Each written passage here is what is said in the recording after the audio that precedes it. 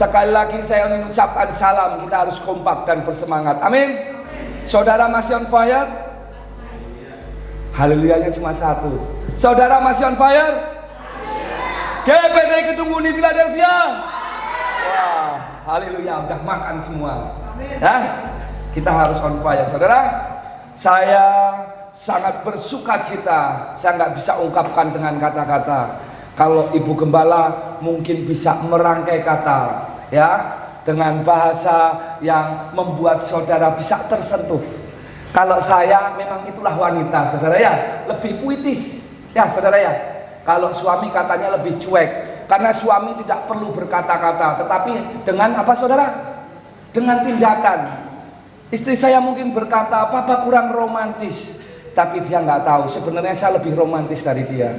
Haleluya. Apakah suami saudara seperti itu? Saya berdoa semoga suami saudara seperti saya. Mencintai istri saya full apa adanya dan full heart.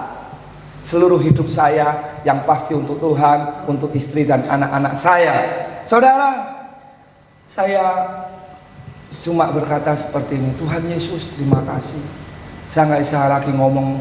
Saya sangat senang hari ini bisa kembali berkumpul dengan saudara, membagikan kebenaran firman Tuhan. Saya berharap firman-Nya boleh meneguhkan kita, menguatkan kita, terlebih membawa kita semakin dekat dengan Tuhan. Amin. Saudara, saya sebenarnya belum mau pulang, saudara.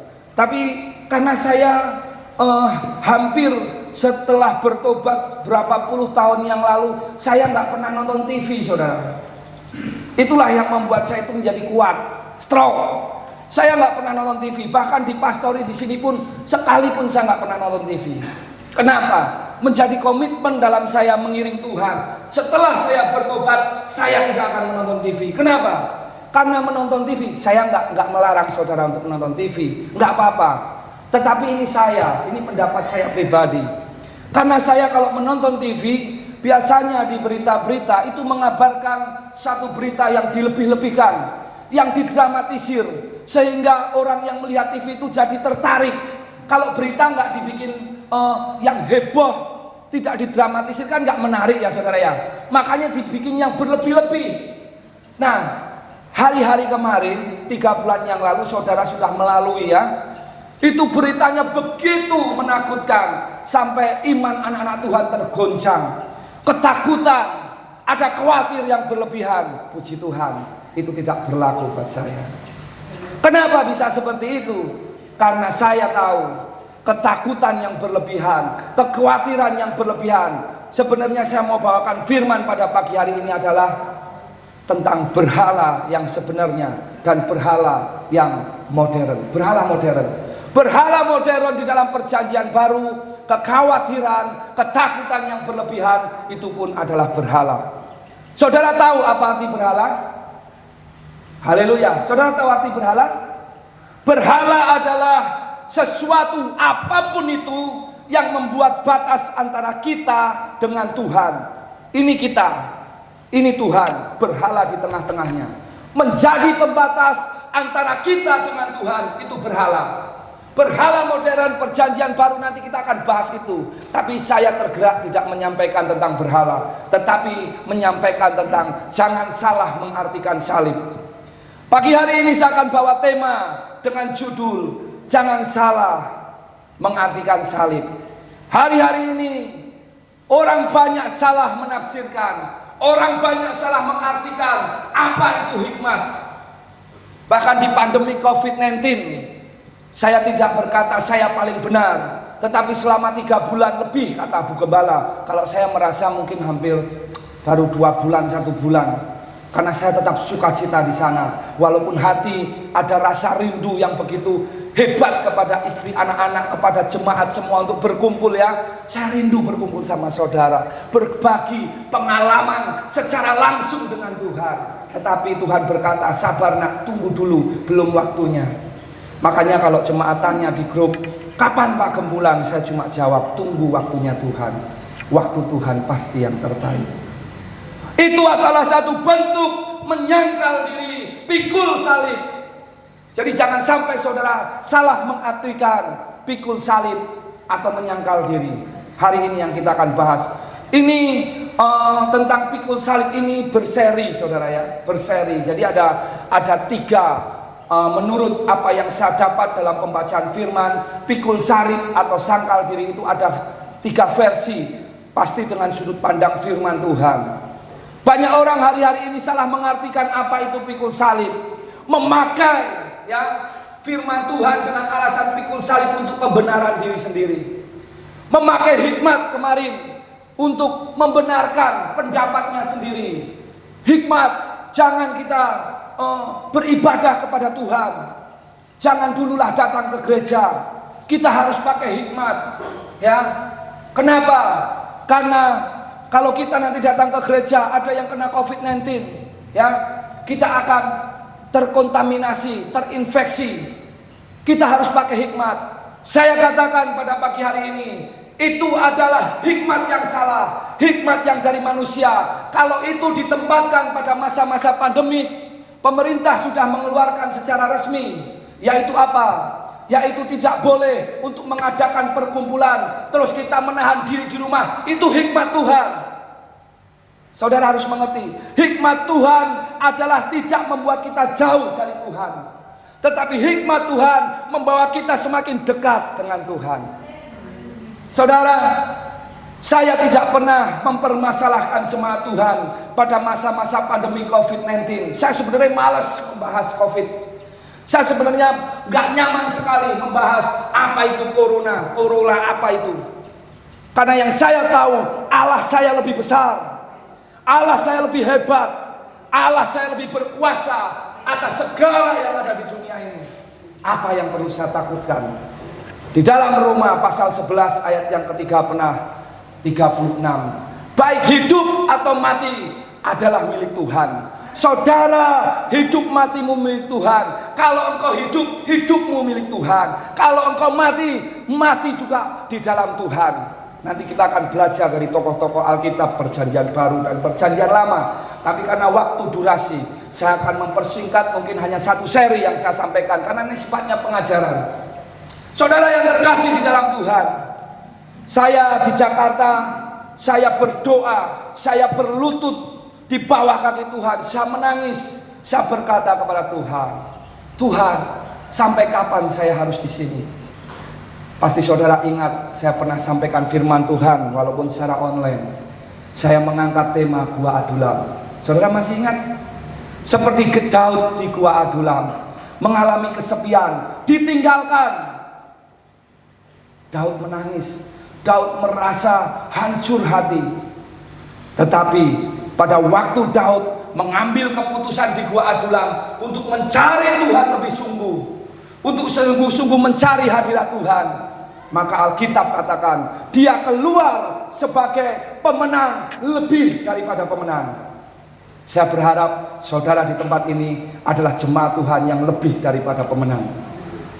Pemenang dari ketakutan, pemenang dari kekhawatiran, kemenang dari setiap masalah yang kita hadapi. Karena kita akan kupas pada pagi hari ini, apa itu pikul salib.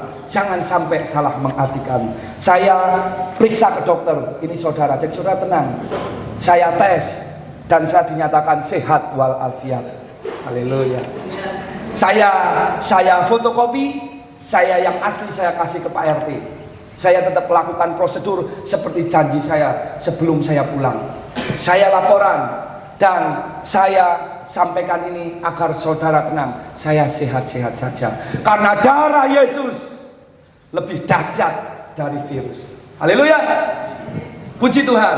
Mari saya sekali lagi sangat bersukacita, sangat berbahagia. Saya nggak bisa ungkapkan dengan kata-kata, tapi saya yakin dan percaya saudara pasti tahu saya mengasihi saudara semua.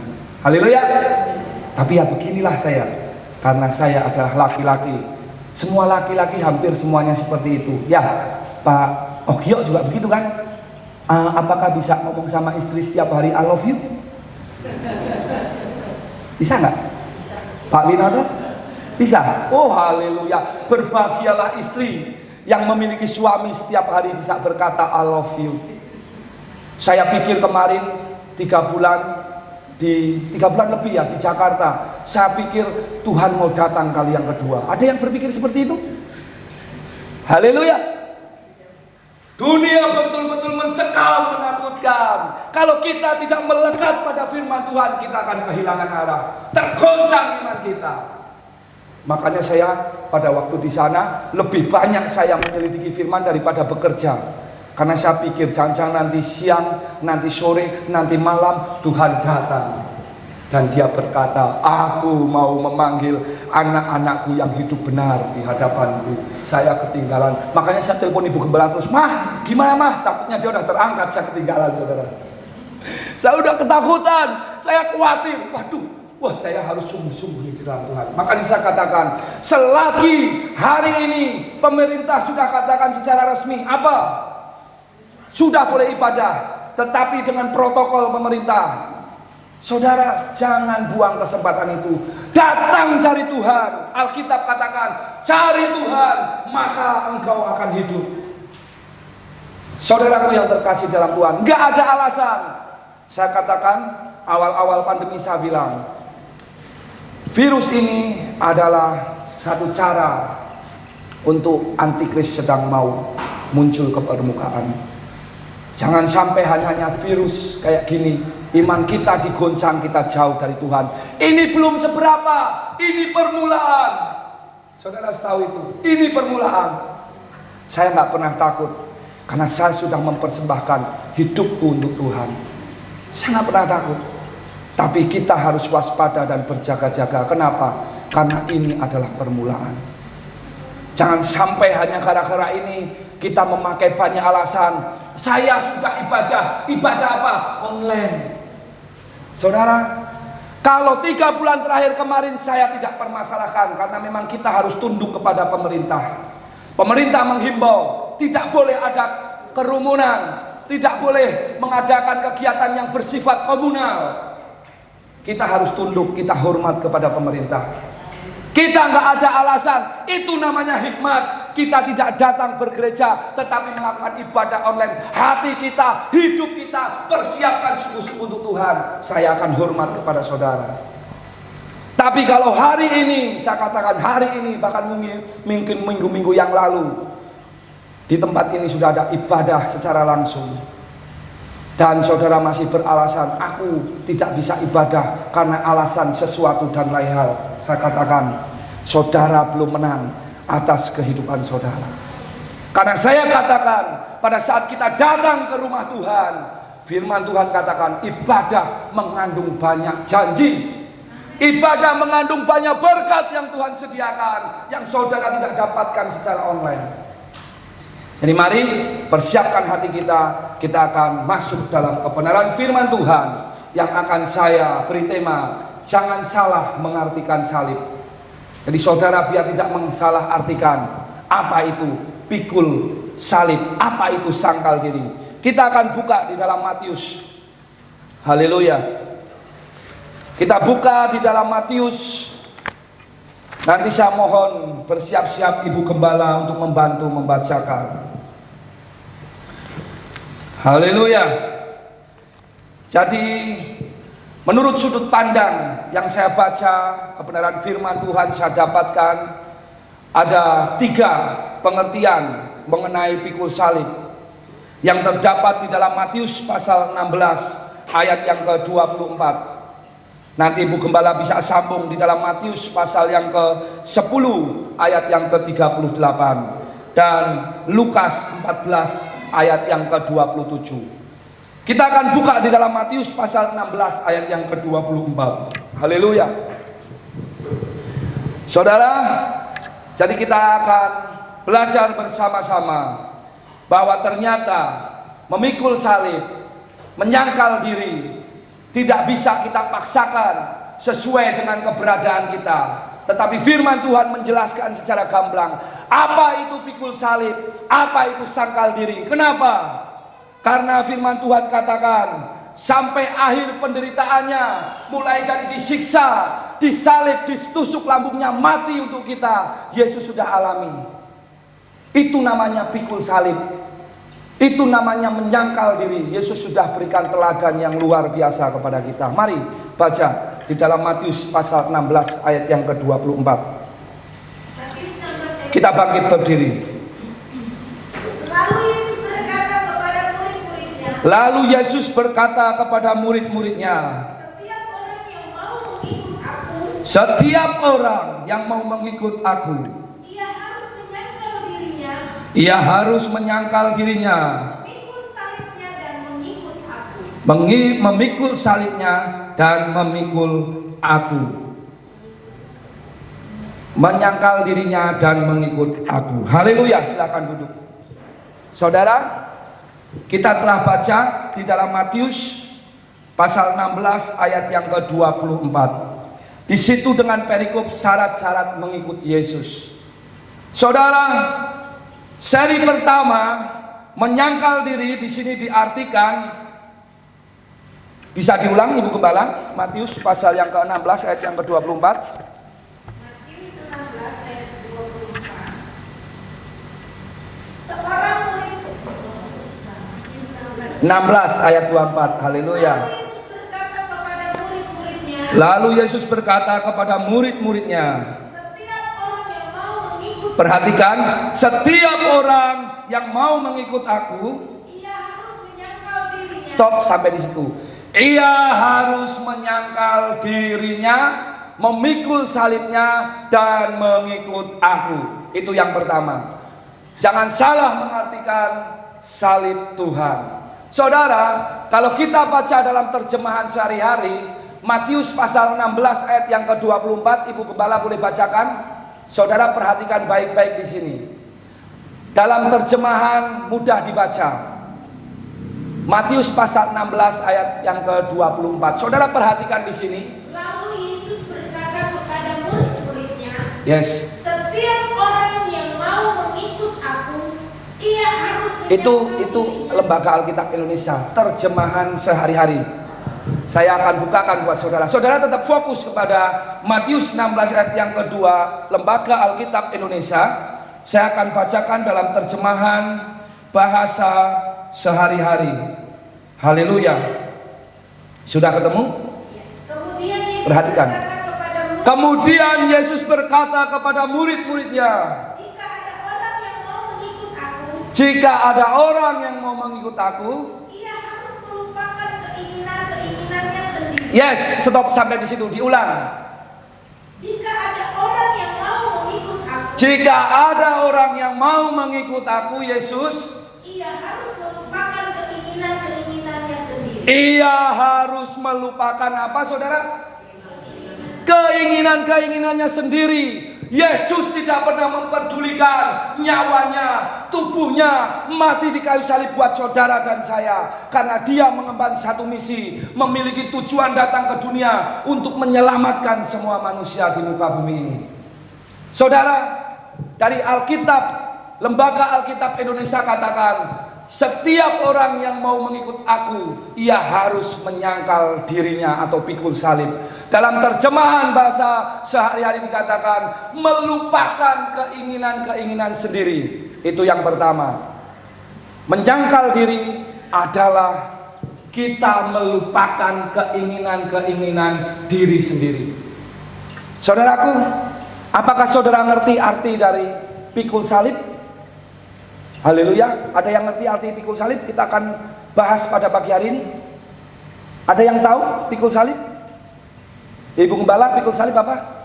Melupakan keinginan-keinginannya sendiri. Yes, tapi saya mau sampaikan begini.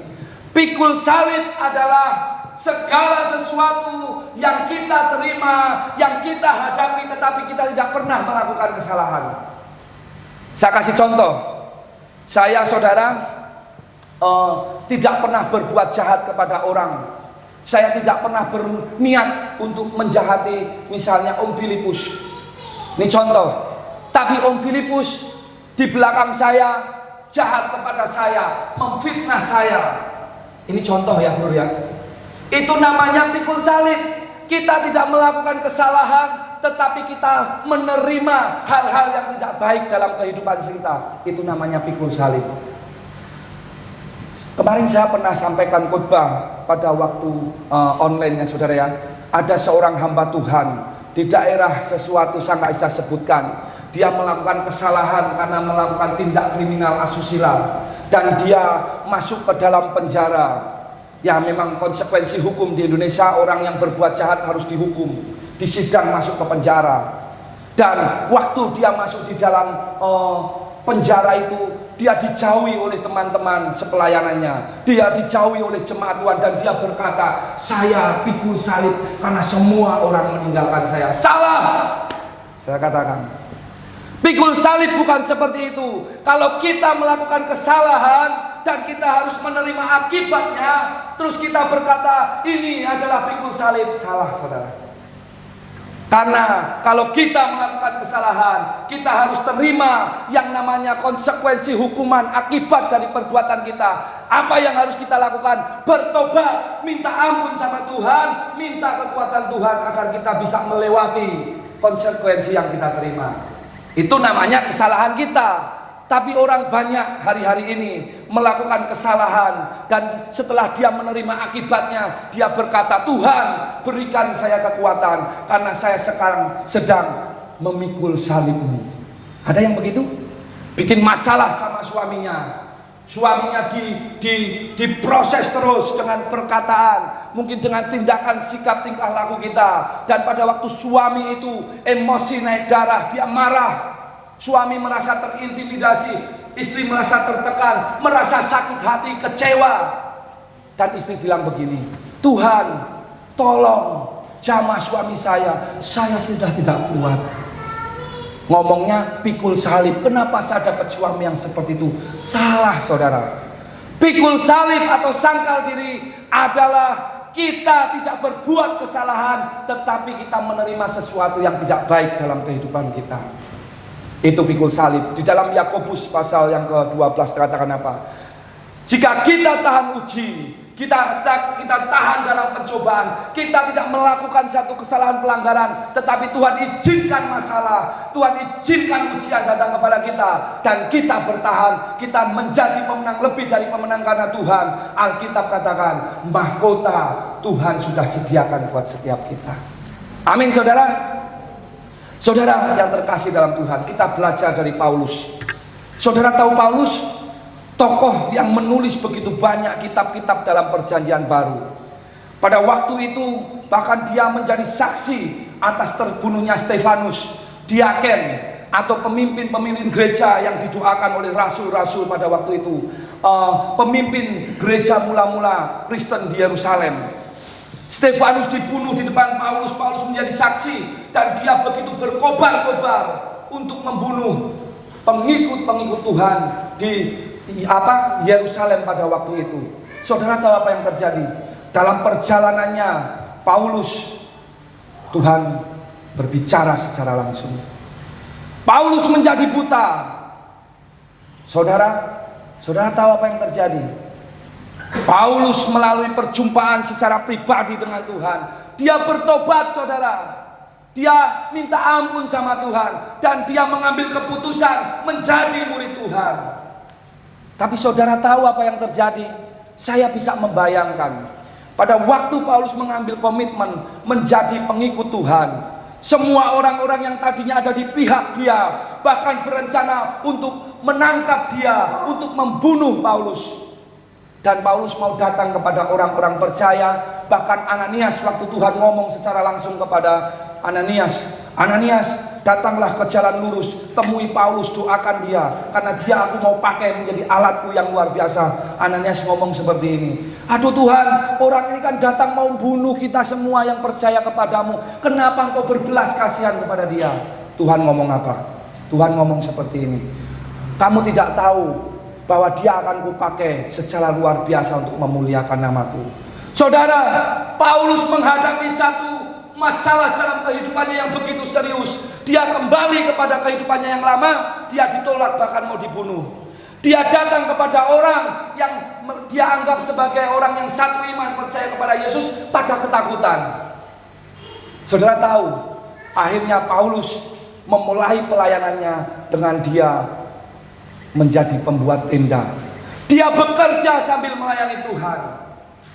Saudaraku yang terkasih dalam Tuhan, menyangkal diri, melupakan keinginan-keinginan diri. Salah satunya adalah apa? Saat kita melayani Tuhan, saudara jangan sedikit-sedikit baper, saudara jangan sedikit-sedikit sakit hati, saudara jangan sedikit-sedikit kecewa. Kita belajar, hidupku bukan aku lagi, tetapi Yesus yang ada di dalam aku. Yang lama sudah berlalu, yang baru sudah datang. Hidup dalam pimpinan Roh Kudus, hidup dalam pimpinan Roh Tuhan, sehingga kita cakap melakukan segala perkara. Saudara, Paulus saudara tahu, dia membuat tenda, dia bekerja, dia menghasilkan uang bukan untuk dirinya sendiri, bukan untuk kekayaan, mengumpulkan harta, beli rumah, beli mobil bagus, bukan. Tetapi Paulus bekerja, uangnya untuk melayani Tuhan. Saudara nggak percaya? Ada ayatnya. Coba kita buka di 2 Korintus pasalnya yang ketiga, ayat 15 dan 17. Ini Paulus. Saudara perhatikan 2 Korintus pasal 5, ayatnya yang ke-15 sampai dengan ayat yang ke-17. Ibu Gembala boleh bacakan. Jadi Paulus, dia memusatkan hidupnya kepada raja di atas segala raja, yaitu Yesus. Bahkan bekerja menghasilkan uang bukan untuk dirinya sendiri, tetapi untuk memuliakan Tuhan. Dan Kristus telah mati untuk semua orang. Dan Kristus telah mati untuk semua orang. Supaya mereka yang hidup tidak lagi hidup untuk dirinya sendiri. Tidak lagi hidup untuk dirinya sendiri. Tetapi untuk Dia. Tetapi untuk Dia. Dan telah mati dan telah dibangkitkan untuk Dia. Terus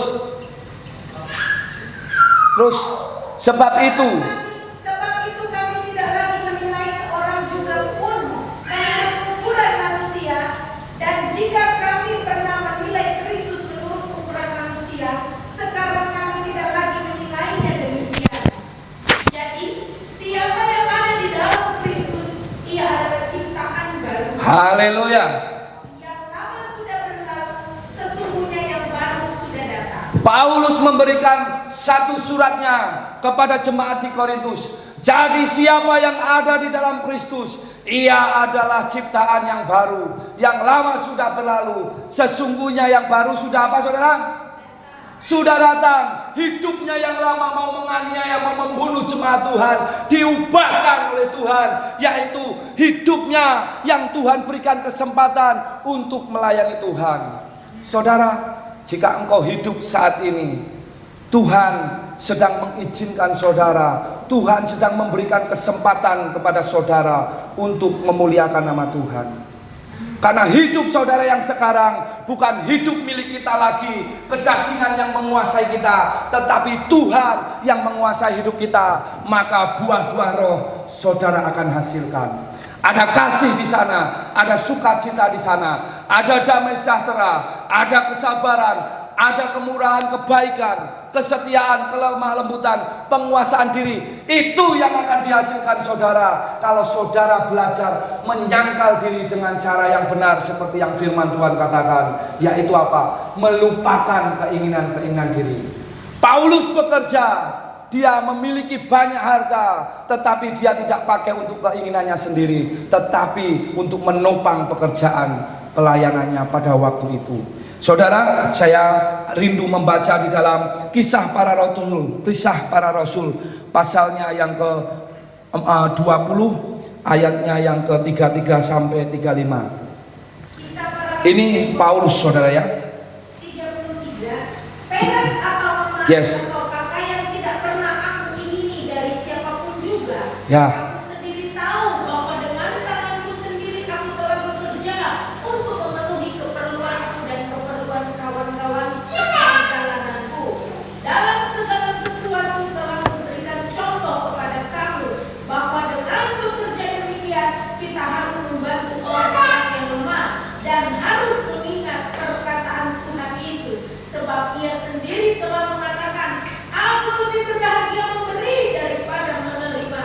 Haleluya, puji Tuhan. Saudara nanti bisa baca di rumah 2 Korintus ini, Kisah Para Rasul pasal 20 ayat 33 dan 35. Paulus memberikan contoh. Dia melayani, dia tidak mengandalkan jemaat yang pada waktu itu belum bisa menerima dia, karena jemaat semua ketakutan, khawatir, karena Paulus pada saat datang kepada mereka membawa satu misi untuk menangkap mereka, membunuh mereka.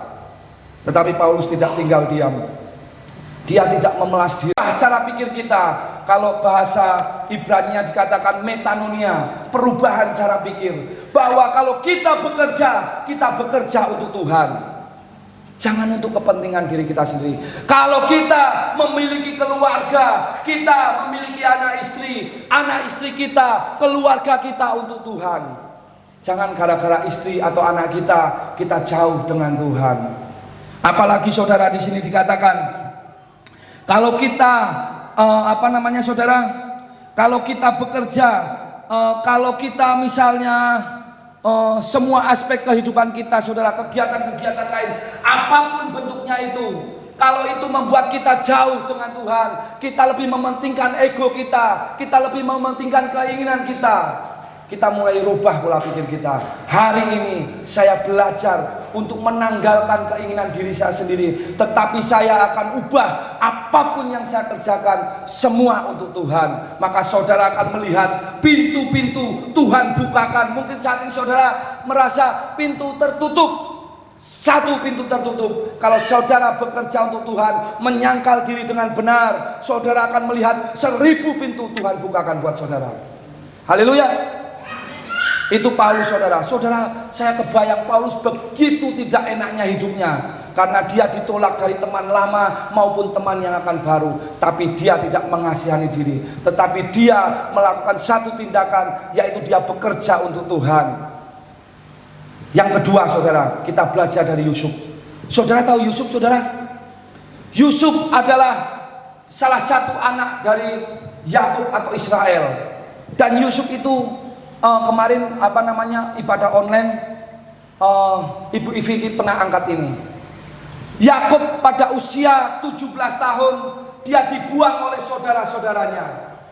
Dia dimasukin ke sumur karena saudara-saudaranya iri. Karena Yusuf ngomong juga bikin panas hati mereka, bahwa matahari, bulan dan bintang-bintang akan menyembah kepadaku. Bahkan dia ngomong ke ayahnya ngomong, kamu ngomong apa? Ya saudara, nggak boleh kamu ngomong seperti itu. Mosok papamu, mamamu, anak, kakak-kakakmu nyembah kamu? Dalam perjalanan Yusuf harus diproses Tuhan. Melalui saudaranya dibuang ke sumur, diangkat lagi, dijual ke musafir, dari musafir dijual ke Potifar, di Potifar difitnah, dimasukin ke penjara. Dan pada waktu itu saya nggak kebayang Yusuf mengalami tekanan yang begitu berat. Mungkin dia akan dalam hatinya begini, Tuhan, kenapa saya seperti ini? Tapi saudara perhatikan, dalam Alkitab yang kita baca, tidak sedikit pun Yusuf mengumpat Tuhan. Tidak sedikit pun Yusuf mengutuk Tuhan, Yusuf mempersalahkan Tuhan, Yusuf mempersalahkan saudara-saudaranya. Tidak ada, saudara. Pada waktu negeri-negeri terjadi kelaparan hebat, saudara-saudaranya disuruh Israel untuk datang ke Mesir, untuk datang kepada orang yang berkuasa di Mesir. Ternyata adalah Yusuf, orang nomor 2, mangku bumi. Saudara tahu apa yang terjadi? Pada usia 30 tahun setelah Yusuf mengartikan mimpinya Fir'aun, dari titik terendah Tuhan angkat Yusuf menjadi orang yang dimuliakan. Dia diangkat menjadi orang nomor 2 di Mesir, kepercayaan Fir'aun, menguasai segala, baik bahan makanan dan semuanya. Bahkan orang-orang tertinggi sekalipun di Mesir pada waktu itu harus minta izin sama Yusuf, karena Yusuf mendapatkan kuasa dari Fir'aun. Saudara tahu apa yang terjadi? Pada waktu saudara-saudaranya datang, karena disuruh oleh bapaknya, karena kelaparan begitu hebat, datang kepada Yusuf. Saudara tahu apa yang terjadi? Bayangkan kalau itu yang terjadi sama saudara.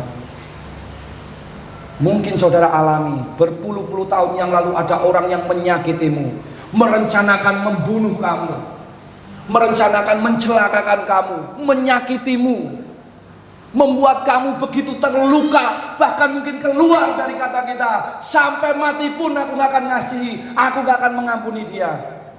Mungkin kalau saudara alami seperti itu, saudara tidak sebanding dengan yang dialami Yusuf. Saudara, tidak sebanding dengan apa yang dialami Tuhan. Yusuf pada waktu ketemu dengan saudara-saudaranya, dia tidak mempunyai rencana yang jahat kepada saudara-saudaranya.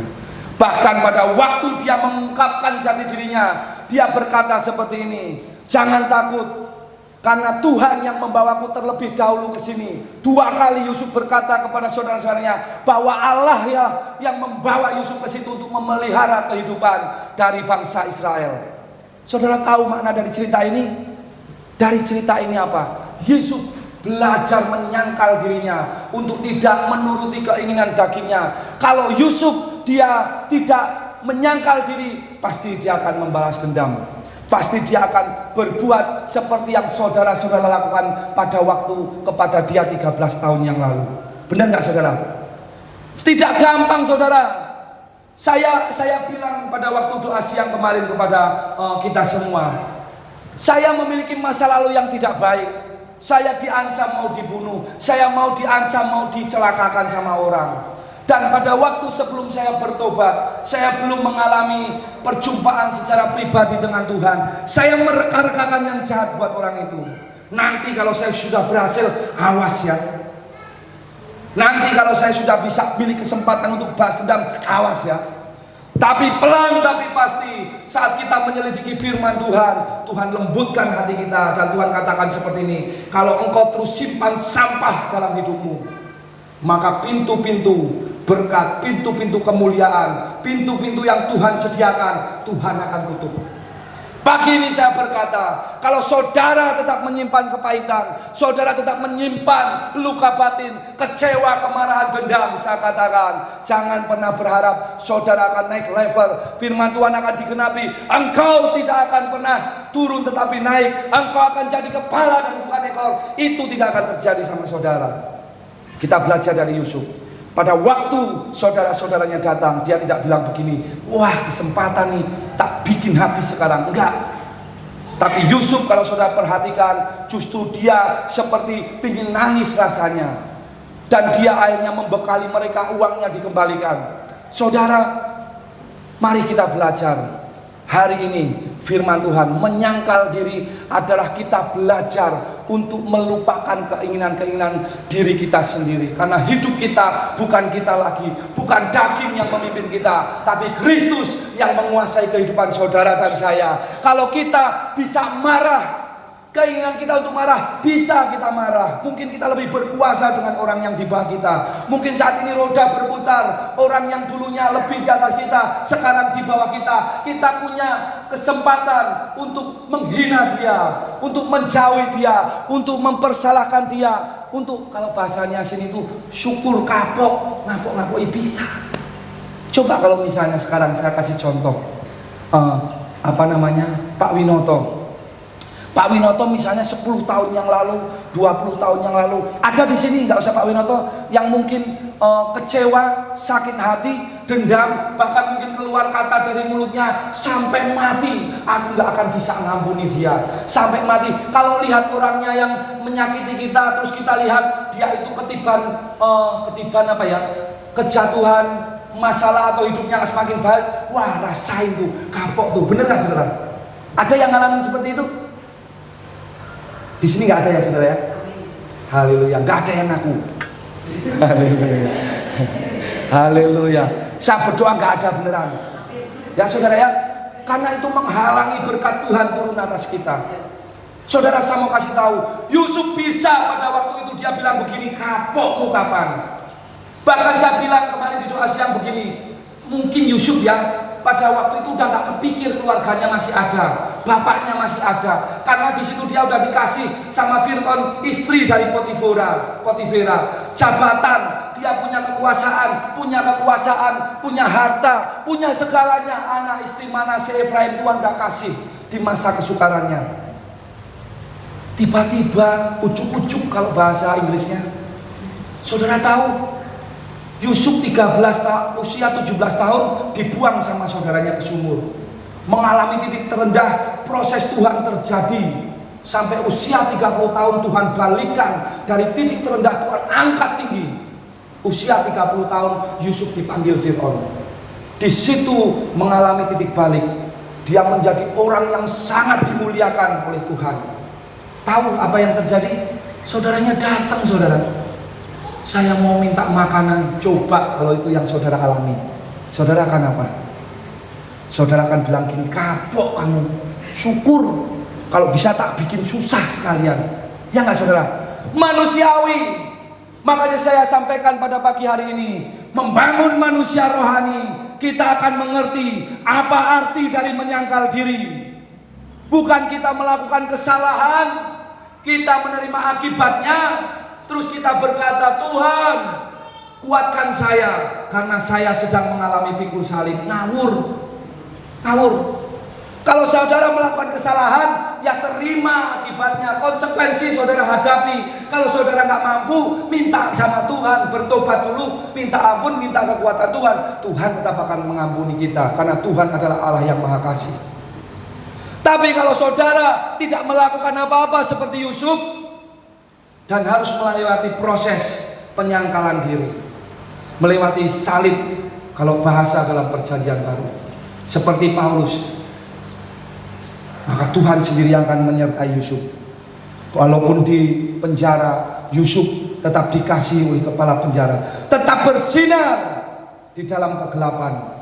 Karena Yusuf menjaga hidupnya, menjaga perkataannya, menjaga pikirannya, menjaga hatinya, menjaga hidupnya, tetap kudus di hadapan Tuhan. Saudara cari di dalam Kejadian pasal yang ke-37 dan seterusnya tentang Yusuf.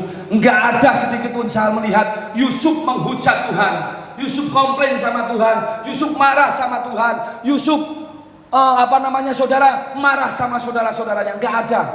Marah dengan keadaannya, enggak ada. Dia tidak melakukan kesalahan, tetapi dia harus mengalami yang namanya penderitaan. Dibuang ke sumur, dijual pada musafir, dilempar ke ke siapa saudara? Yang itu saudara? Ke istri siapa? Potifar. Terus dimasukin lagi ke penjara, padahal dia melakukan kesalahan. Enggak gampang saudara. Kenapa Yusuf bisa melewati itu dan menjadi pemenang lebih dari pemenang? Saudara tahu nggak apa yang terjadi? Saya percaya Alkitab menjawab. Kita selalu back to Bible. Pada waktu saudara-saudaranya datang kepada Yusuf, Yusuf katakan seperti ini, Allah terlebih dahulu mengirim aku ke sini. 2 kali dia katakan, saya meyakini sepenuh-penuhnya bahwa Yusuf hidup dalam takut akan Tuhan. Kalau dia tidak hidup takut akan Tuhan, waktu dia mengeluarkan statement perkataan pertama kepada saudara-saudaranya, yang keluar pasti bukan buah-buah roh, tetapi yang keluar adalah buah-buah daging. Haleluya. Puji Tuhan saudara. Mari saudara, saya ajak pada pagi hari ini kita belajar. Kalau saudara pagi hari ini ingin melihat berkat Tuhan turun atas saudara, saudara harus belajar menyangkal diri. Mungkin saudara punya kesempatan untuk kalau bahasanya itu balas dendam, untuk kita itu melampiaskan kemarahan, kekesalan kita kepada orang-orang yang menyakiti kita, orang-orang yang mengecewakan kita, orang-orang yang mungkin membuat kita itu jadinya terluka, kecewa. Tapi saudara tetap pandang Tuhan. Yesus terlebih dahulu, dia menyangkal dirinya, dia tidak memperdulikan tubuhnya, dagingnya mati di kayu salib untuk saudara dan saya. Kenapa saya katakan penting sekali membangun manusia rohani? Saya selalu ulang dan ulang, karena tubuh kita bersifat sementara, ada expirednya, tetapi roh saudara, jiwa saudara itu sifatnya kekal selama-lamanya. Yusuf tahu bahwa dia tidak mementingkan jabatannya, kekayaannya, kekuasaannya, tetapi dia tahu destininya yang Tuhan taruh dalam kehidupannya, yaitu apa? Yaitu untuk mendahului saudara-saudaranya, bapaknya, untuk datang ke Mesir untuk memelihara dia. Satu bukti bahwa Yusuf hidup dalam takut akan Tuhan.